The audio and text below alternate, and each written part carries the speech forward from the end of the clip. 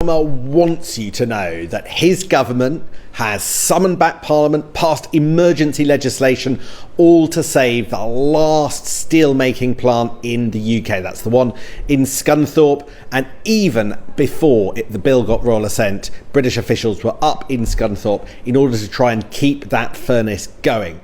The reason? Well, ministers say that the Chinese owners were going to shut it down and the last production of virgin steel in the UK was about to end.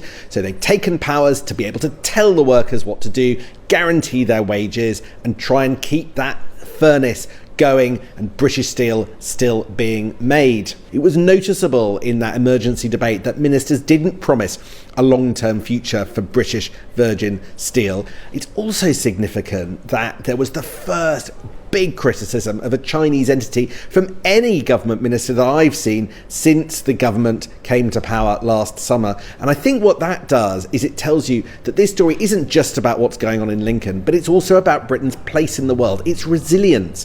For we are struggling with our domestic steel industry in part because of what's happening to the West with Donald Trump and those 25% tariffs on US steel imports. Can there really be a domestic steel industry in the UK if it's so hard to sell products to the US? And also we're struggling with China. Ministers say that what the Chinese owners wanted to do was shut down the plant in Britain so that Chinese produced steel could take its place.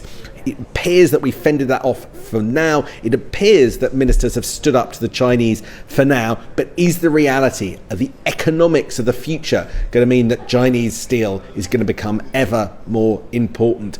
Big issues debated in the Commons today. An important piece of legislation to protect the steel industry. But this isn't over. Can Scunthorpe produce steel for very much longer?